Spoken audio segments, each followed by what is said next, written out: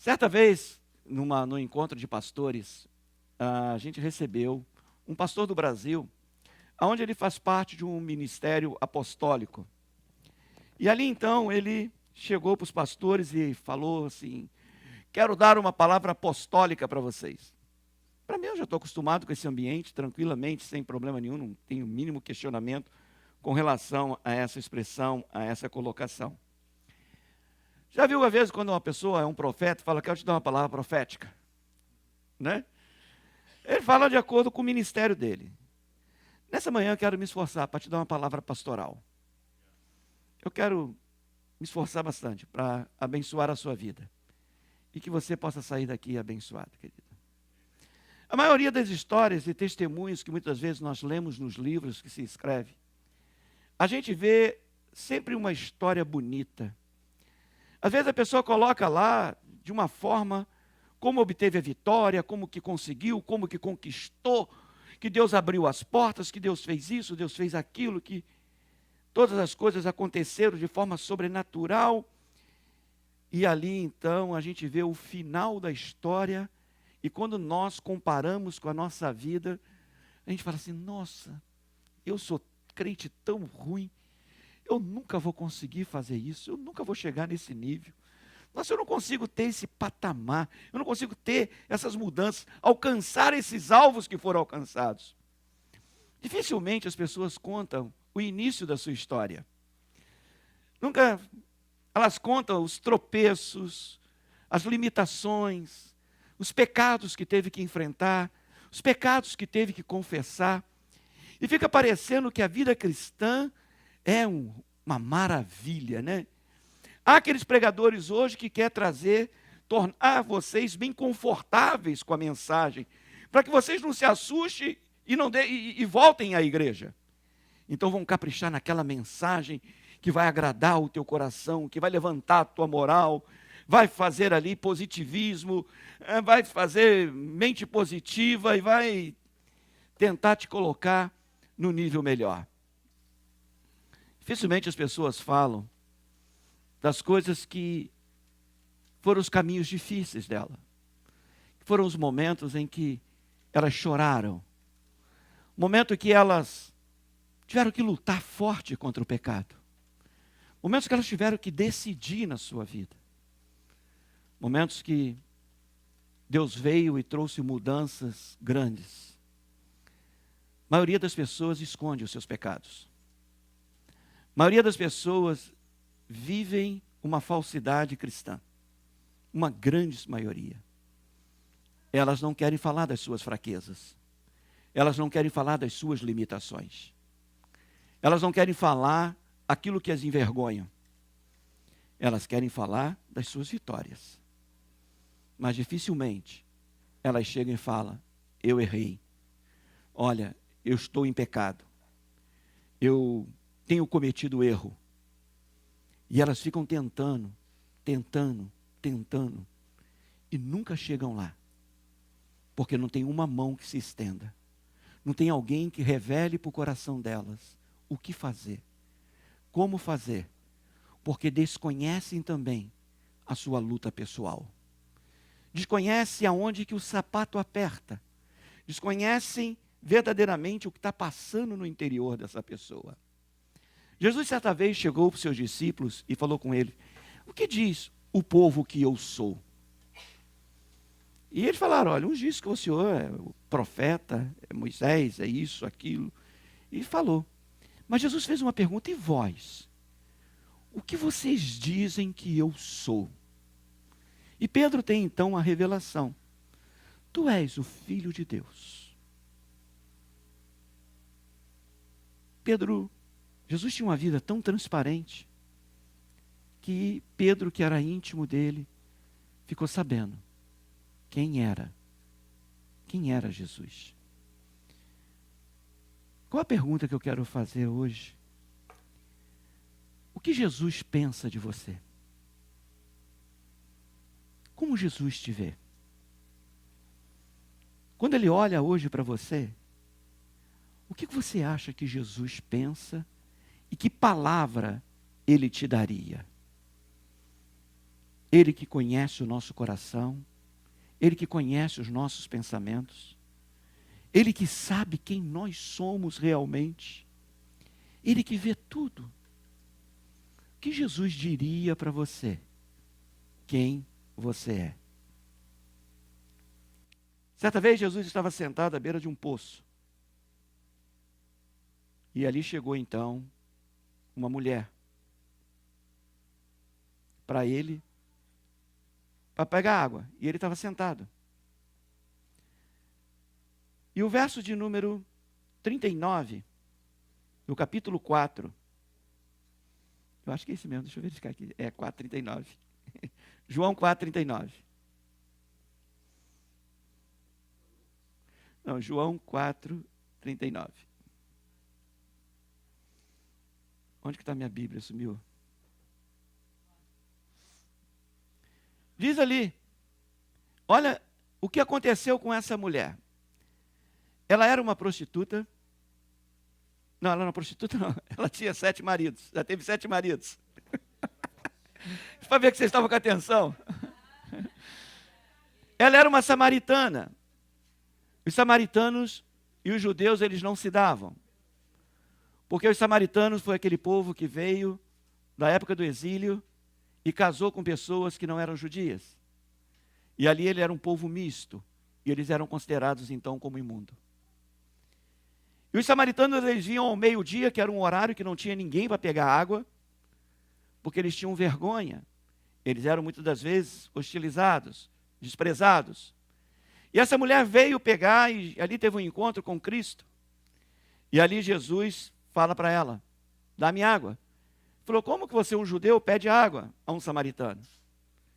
E ali Jesus dá uma palavra para ela. Se você beber da água que eu te der, nunca mais você vai ter sede. Falou, onde está essa água? E Jesus mandou chamar ela e o marido. E ela confessa que o marido que ela tinha não era dela. E Jesus revela o coração dela. E ela vira para Jesus e fala assim, tu és profeta. E aquela mulher volta para a sua cidade. E é o verso que eu quero me prender nessa manhã. E muitos samaritanos daquela cidade creram nele, pela palavra da mulher que testificou. Disse-me tudo quanto tenho feito. Jesus quer falar para você, querido, tudo quanto você tem feito, porque Ele quer mudar a tua vida. Você não precisa esconder de Jesus quem você é. E aquela mulher, ela não se ocultou. Ela chegou para os homens daquela cidade e falou, Ele tem falado tudo quanto eu tenho feito. Ou seja, Ele desnudou o meu coração. Ele mostrou tudo o que eu sou. E disse que o povo daquela cidade creu por causa do testemunho daquela mulher. Eu meditava nisso, querido. Há um livro escrito por Lutero, muitos anos atrás, lógico que foi muitos anos atrás, que chama Gritando aos Nobres Cristãos Alemães. Então ele fala ali, que está escrito no Antigo Testamento, que o sangue dos animais seria escorrido. E depois ele fala escreve sobre o Novo Testamento, que o sangue de Jesus, ele escorreria também. Nós não vemos muito hoje em dia pregações que falam sobre o sangue de Jesus. Mas o sangue derramado na cruz do Calvário é o tema central quase da palavra de Deus. Por causa do seu sangue nós fomos purificados. Por causa do seu sacrifício nós fomos perdoados. Por causa do que Jesus fez na cruz do Calvário é que a nossa vida é transformada. Há muitas pessoas tentando transformar a sua vida de si, por si e para si. No seu próprio esforço, na sua própria força, nos seus próprios meios, nos seus próprios métodos, mas isso não dá resultado. Se nós não confiarmos que o sangue de Jesus nos purifica de todo o pecado, e isso é pela fé, se nós não levantarmos verdadeiramente um altar de sacrifício na nossa vida, no Antigo Testamento, os altares eram o lugar onde que o sangue era derramado. Hoje o que nos falta, querido, são altares. Altares construídos por aqueles que adoram a Deus. Eu comecei nessa manhã falando sobre adoradores. Jesus, ele se ofereceu, ele fez uma oferta da vida dele na cruz. Ele adorou a Deus, ele serviu a Deus. Não foi um sangue de animal que foi ali derramado. Hebreus fala claramente sobre isso, capítulo 9, verso 12 ao 14. Sobre o sangue, Hebreus 9, 12 a 14. Do sangue que foi derramado e que foi eficiente. Houve uma eficácia nesse sangue derramado por nós. Quanto mais o sangue de Cristo, que pelo Espírito Eterno se ofereceu a si mesmo, imaculado a Deus, purificará das obras mortas a vossa consciência para servires ao Deus vivo. Próximo verso. Ao verso 12, retrocede para mim. Não pelo sangue de bodes novilhos, mas por seu próprio sangue, entrou uma vez por todos no santo lugar, havendo obtido uma eterna redenção. Verso 13. Porque se a aspersão do sangue de bodes e touros e das cinzas de uma novilha santifica os contaminados, quanto à purificação da carne, agora sim o verso 14. Quanto mais o sangue de Jesus, que pelo Espírito Eterno se ofereceu a si mesmo, imaculado a Deus, purificará a tua vida, a sua consciência, das obras mortas, para servirdes ao Deus vivo. Só o sangue de Jesus pode nos purificar, querido. Nós somos adoradores, purificados pelo sangue de Jesus. A palavra de Deus diz que nós podemos entrar na presença de Deus com ousadia. A nossa vida e o estilo de vida que nós devemos nos apropriar é um estilo de vida que realmente glorifica o nome de Deus e nos dá liberdade para entrar na presença de Deus. Certa vez usei uma analogia aqui falando sobre um evento que estava acontecendo. Nós tínhamos alguns pastores e ali no nosso escritório, de repente entrou, não me lembro agora, já faz algum tempo, se foi o Guto ou se foi o Azaf, entrou lá para tirar uma cópia de uma música e nós estávamos lá sentados com esses pastores. E ele pegou, entraram, sentaram lá, pegaram a cópia que eles queriam e vazaram fora. De repente, quem chega lá, pastor Edson. E com toda a elegância dele, né? Quando ele abriu a porta, que ele viu, ele, me desculpe. Não estou querendo dizer que quem está certo, quem está errado, mas que a gente possa entender. Porque o Guto e o Azaf são filhos. Eles têm liberdade naquilo que é do pai. Pastor Edson é um grande amigo, tem toda a liberdade. Eu falei, não, pastor Edson, pode entrar, fique à vontade. Mas ele respeitou aquele lugar como se fosse o escritório do pastor. Já Azaf e Guto não estava nem aí. Eu fico imaginando a bagunça que o William não vai fazer, né? Aquele ali, então... Aí, acabou. Né? Eu me lembro, o Guto, quando era pequeno, né? O pai da Gisele era um tanto quanto severo, né? Com certas coisas. E não tocava nas coisas dele, não. Um dia o Guto derrubou, foi o rádio. Ninguém tocava no rádio. O Guto catou o rádio e derrubou o rádio. Não tem problema não, menino. Neto pode. Não está nem aí. Eu quero que você entenda, querido, que você tem liberdade para entrar na presença do Pai.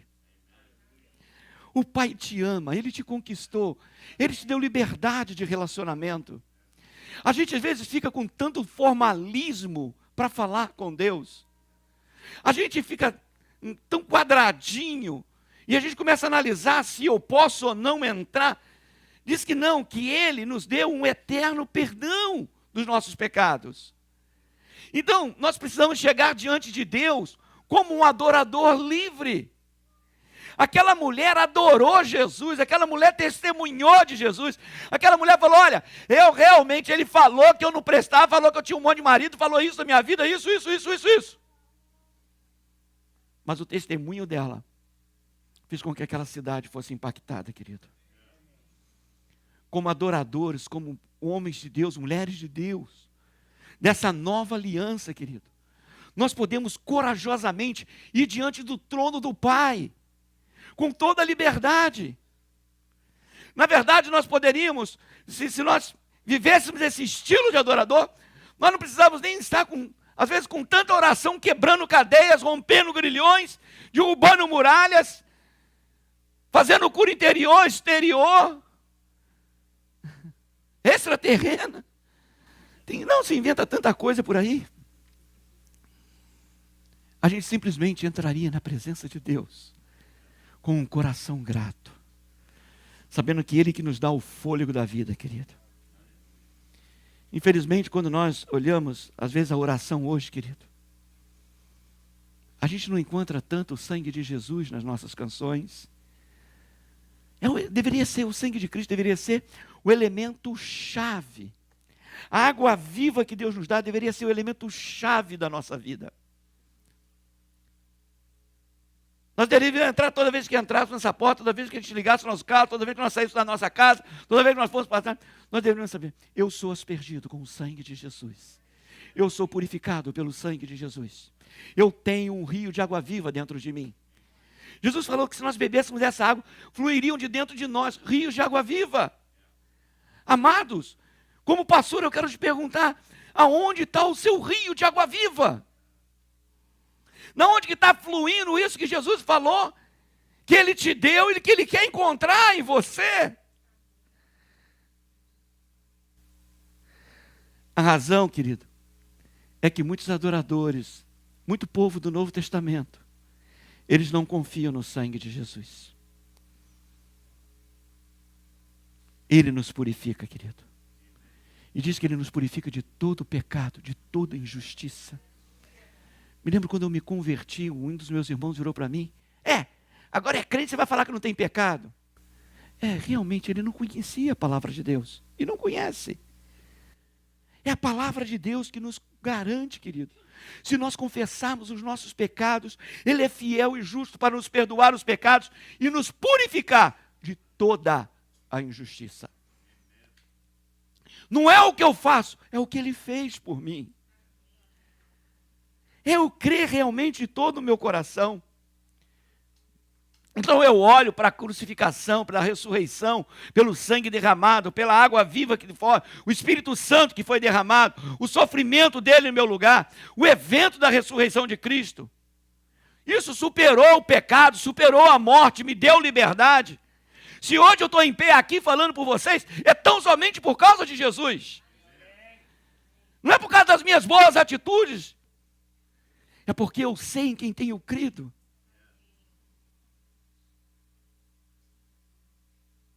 Alguém me perguntou esses dias, pastor, o senhor adora cantar batendo palma para cima? Sim, eu amo adorar a Deus com as minhas mãos levantadas. Porque houve um tempo na minha vida que eu não podia trocar nenhuma lâmpada. E eu sei que foi Ele que me curou. Então eu quero simplesmente com todo o meu corpo, com todo o meu ser, adorar a Deus. Não é que eu sou melhor do que ninguém aqui, não. O mesmo sangue que me purifica é o mesmo sangue que te purifica. Um dos meus mestres, falecido Roberto McCarthy, ele falava, vocês estão na mesma distância que eu estou do Cordeiro Santo de Deus. Os nossos cultos de adoração deveria ser, desde o começo até o fim, adoração plena, aquele que é digno de receber o nosso louvor. Se nós entendermos isso, se nós realmente compreendermos isso, grandes coisas vão começar a acontecer. Quando é que a adoração começa, querido?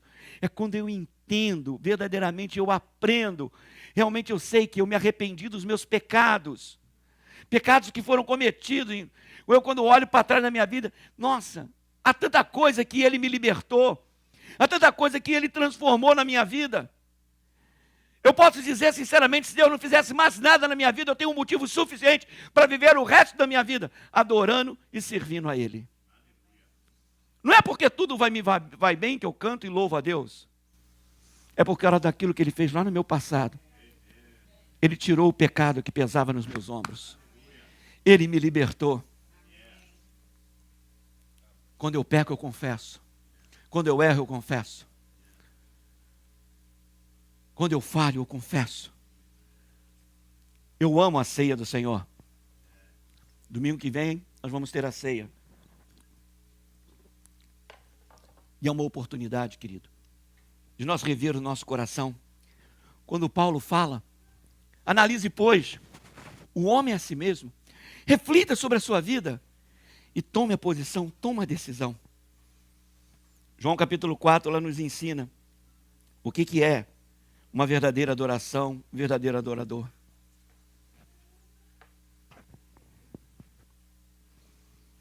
Primeira coisa que aquela mulher trouxe diante de Jesus ali naquele poço foi os seus problemas. Já casei tantas vezes e o marido que eu tenho agora não é meu. Acredito que aquele coração daquela mulher já tocado pela presença maravilhosa de Jesus. Já estava esperando talvez por graça e compaixão. E Jesus tem graça e compaixão para derramar sobre nós, querido. Ele entende as suas limitações. Ele entende que o quanto que você precisa dele, querido.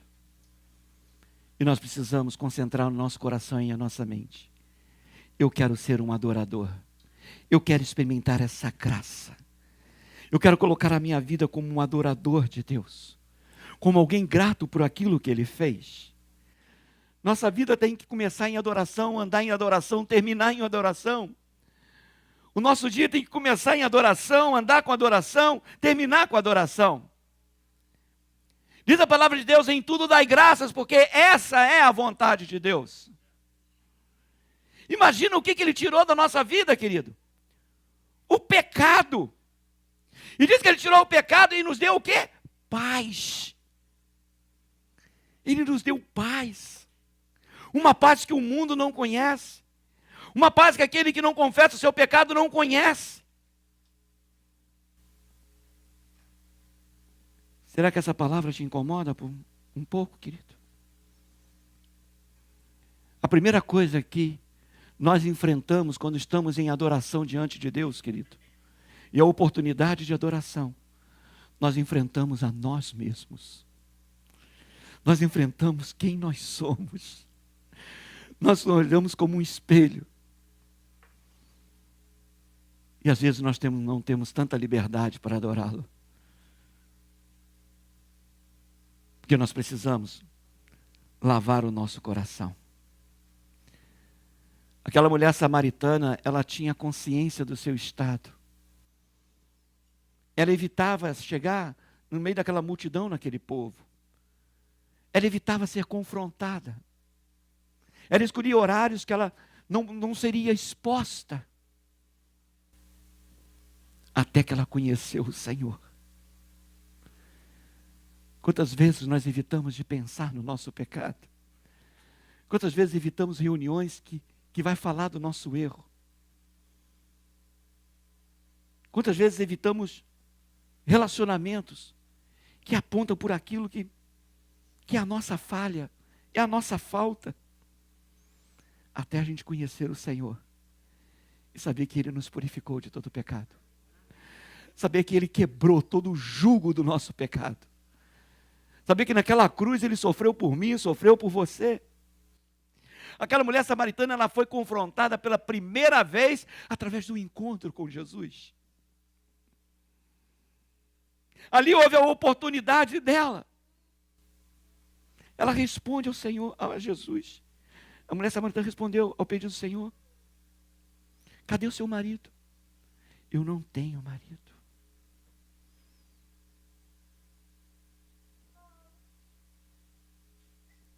Ela jogou fora toda a hipocrisia, querido. Ela desnudou o seu coração diante do Cordeiro. Quando você experimenta a presença de Deus na adoração, querido, tete a tete ali com o Senhor, a primeira coisa que você vê é a sua aparência real. A primeira coisa que você vê é o quanto que você foi ou está contaminado pelo pecado. Isso é uma experiência comum de quem se aproxima para adorar, querido. Adoradores que se encontram com Deus, eles só percebem uma coisa: eles são pecadores. E eles não suportam só um momento viver sem a compaixão e a misericórdia de Deus. Quando o profeta Isaías, lá no Antigo Testamento, Diz, quando ele viu a glória de Deus, diz que o coração dele foi tomado por fogo. Ele abre e fala assim: eu sou um homem de lábios impuros, e eu vivo no meio de um povo de impuros lá. Obrigado, pastor João. E eu tenho visto a glória do Senhor.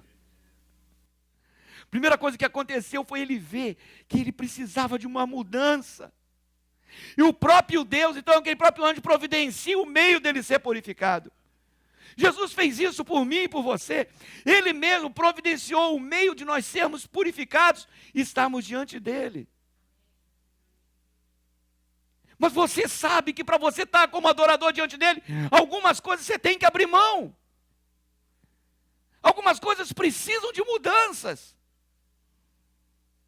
Algumas coisas você tem que expor para ele e falar: olha, eu sou um pecador. Sabe o que ele vai falar? Tome o meu jugo. É muito mais suave do que o que você está carregando. Quando alguém experimenta a gloriosa presença de Deus em adoração, querido, a pessoa percebe quão verdadeira ela é diante de Deus. Quanto que insuficiente nós somos por causa do nosso pecado. Que nós merecíamos realmente morrer. Nós não temos coragem, muitas das vezes, de levantar a nossa voz. Os problemas vão se acumulando, as situações vão ficando cada vez mais difíceis. A gente sabe o caminho para resolver. Mas enquanto nós não permitimos que esse nosso pecado seja exposto diante dele, nós ficamos carregando pesos sobre nós. E o nosso coração não tem paz. E o nosso coração tem só reclamação, só amargura. A gente não consegue ser livre. Se o Filho vos libertar, verdadeiramente sereis livres. É isso que eu estou falando nessa manhã, querido. É de ser livre. Às vezes nós colecionamos um caminhão de amarguras. E às vezes nós somos, a única coisa que a pessoa conhece da gente são as nossas amarguras. Porque nós carregamos essas amarguras. Porque nós sabemos que para abandonar tudo isso, mudar tudo isso, ser transformado, a gente precisa ser um verdadeiro adorador. A gente precisa estar dentro dele. E sabe o que é o mais incrível? Você sabe exatamente o que você tem que fazer. Você sabe realmente o que você precisa fazer. Voltando ao texto, aqui, Jesus deu uma esperança abençoadora àquela mulher samaritana, que estava sofrendo, enquanto muitas das vezes enquanto a sua vida estava sendo confrontada. E Jesus dá essa promessa que está no verso 14. Aquele que beber da água que eu der, não terá sede, mas será uma fonte que jorra para a vida eterna. Pode colocar o verso 14, capítulo 4 de João. Acho que é 4 de João. Já nem sei.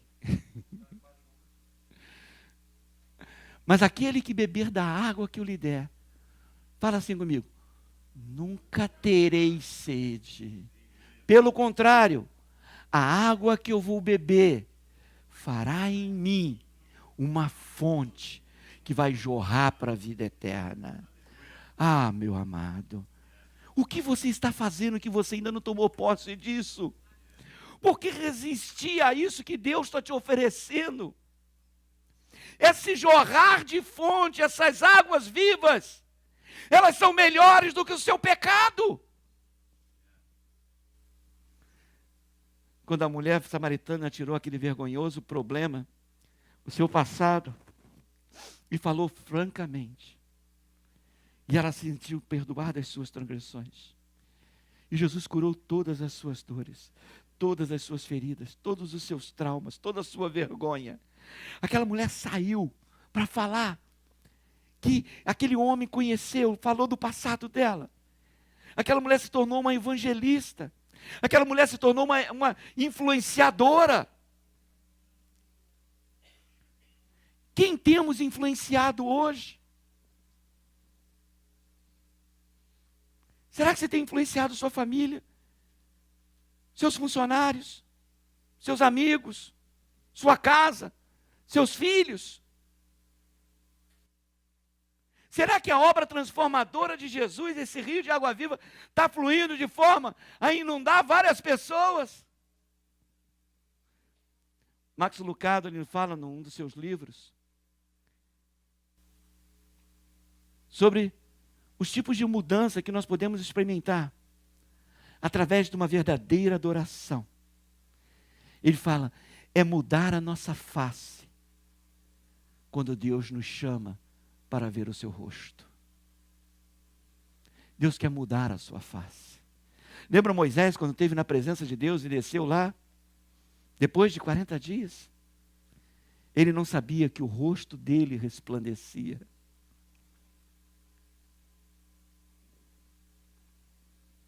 Não é muito fácil a gente mudar a nossa face, querido.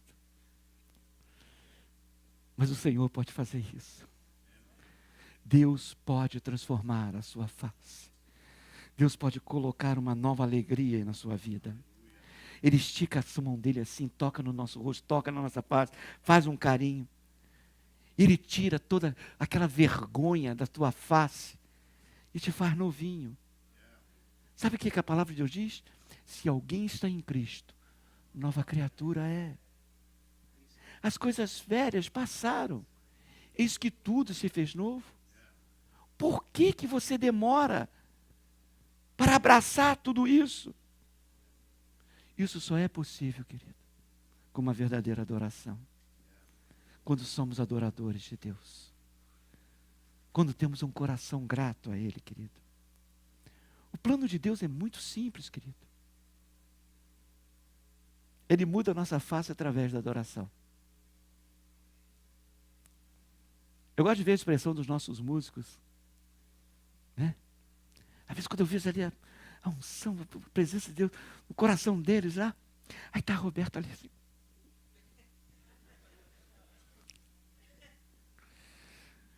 O Guto é com um pezinho.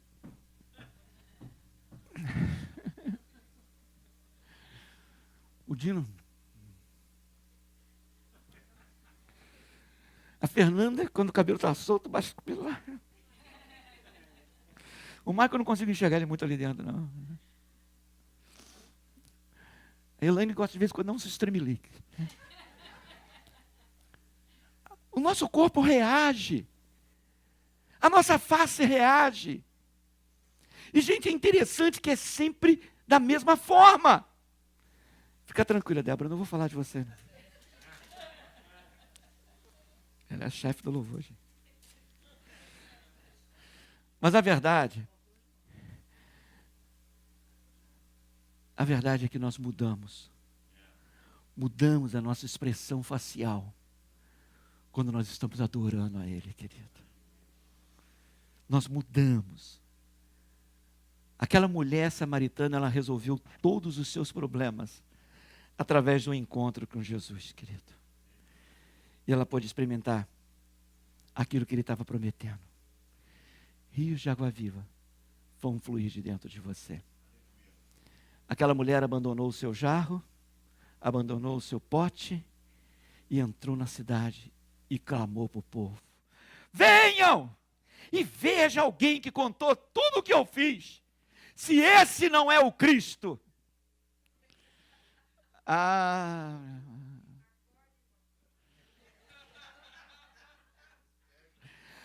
Até antes de conhecer Jesus, aquela mulher se afastava das pessoas. As pessoas apontavam talvez para ela. Agora, com o encontro com Jesus, ela começou a procurar as pessoas e dizer de coisas grandes que Jesus tinha feito na vida dela, querida. Ela saiu daquele poço e correu pelo bairro. Ela começou pela cidade. Ela conclamou o povo: venham conhecer alguém que mudou a minha vida. Se você quer experimentar, desculpa, Júlia. E colocar o fone agora quando eu pregar. Se você quer experimentar a presença gloriosa de Jesus, querido, torne-se um adorador. Torne-se um adorador. Aqui nessa manhã estou abrindo meu coração como um pastor para vocês. Nós aprendemos nessa manhã como deve ser a adoração, querido. Eu não vou passar da hora.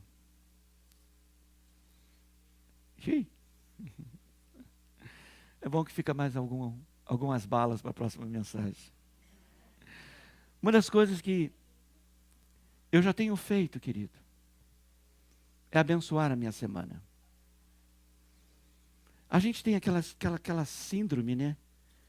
Da segunda-feira, que a gente odeia trabalho. Tem gente que odeia trabalhar. Gosta de ganhar dinheiro. Só trabalha porque ganha dinheiro.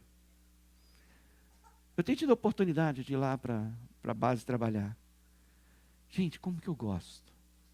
Como que eu me divirto. E faço mesmo.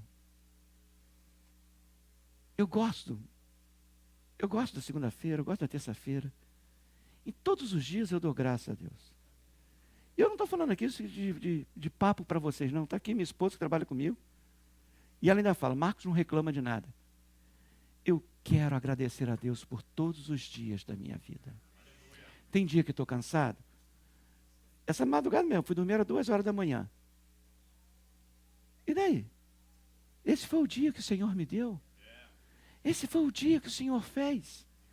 Amanhã é segunda-feira. Sabe o que a minha segunda-feira vai ser? Vai ser abençoada.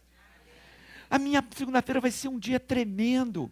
Sabe por quê? Porque eu sou um adorador de Deus. E Deus tem todos os dias o melhor para a minha vida. Eu não vou viver a síndrome da insatisfação, não. E eu vou poder dizer, Deus, graças eu te dou por cada dia da minha vida. E eu posso fazer isso. Faço diante da minha igreja que me conhece, diante dos meus filhos que me conhecem. Em tudo dê graças, querido. Porque essa é a vontade de Deus. Amém? Até quando a minha mulher briga comigo, às vezes eu dou graças.